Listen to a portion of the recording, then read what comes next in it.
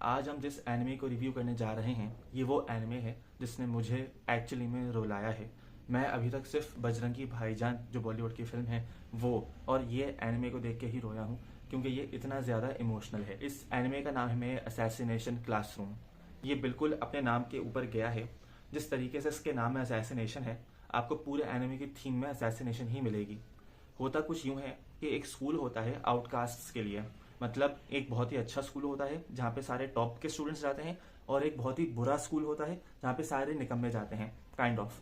अब इस एनिमे में ये दिखाया जाता है कि एक एलियन नुमा ऑक्टोपस होता है जो दुनिया में आ जाता है और वो गवर्नमेंट को थ्रेटन करता है कि मैं चांद को तबाह कर दूंगा और उसकी एक डेट प्रोवाइड कर देता है। वो ये कहता है कि मुझे एक स्कूल में एज अ टीचर रख दो, तो गवर्नमेंट उसकी बात माननी पड़ती है। तो वो एक गवर्नमेंट की एजेंसी के साथ इस बंदे को एक स्कूल में, वो जो आउटकास्ट का जो स्कूल है उसमें एज अ टीचर अपॉइंट कर देती है। अब वहां पर ये बंदा जेन्युइनली स्टूडेंट्स को पढ़ाता है, उन पर ध्यान देता है, कोशिश करता है कि उनके ग्रेड्स अच्छे हों और उनको लाइफ में गाइड। गवर्नमेंट ने उन स्टूडेंट्स को ये टास्क दिया होता है कि तुम्हें इस टीचर को असैसिनेट करना है। यानी तुम्हारा काम ये है कि during the course of this entire education तुम उस टीचर को मारो और वो टीचर अपने आप को बचाने की कोशिश करता है ऑब्वियसली, क्योंकि वो एलियन है, उसको सब पता चल जाता है।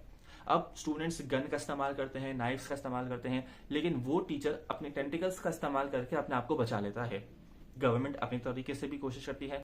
फिर हमें ये दिखाया जाता है कि यहाँ पे और ज्यादा इवेंट्स होते हैं। जैसे कि एक इवेंट अगर मैं आपको बताऊं, आई होप कि स्पॉयलर्स इतने ना मिले, लेकिन एक स्पोर्ट्स के टीचर यहाँ पे अपॉइंट होता है।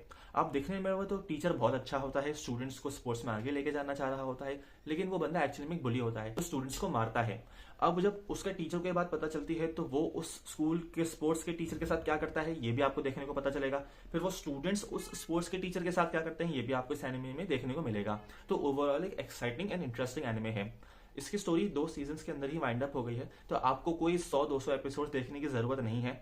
जहां तक बात इसके इमोशनल पार्ट की है तो वो आएगा सेकंड सीजन के एंड पे, क्योंकि सेकंड सीजन के एंड पे एक कैरेक्टर की डेथ हो जाती है। अब वो डेथ कैसे होती है वो इमोशनल है, क्यों होती है और वो एंड में क्या बोल रहा होता है, that is the most emotional part. यानी अगर आप एक ऐसा एनिमे देखना चाहते हो जो आपको एकदम सेंटी कर दे तो ये आपके लिए है। आई एम श्योर कि आप में से कुछ लोगों ने देखा भी होगा, तो कमेंट सेक्शन में बताना कि आपको कैसा लगा without giving any spoilers. But the fact is कि ये बहुत ही ज्यादा इमोशनल एनिमे है।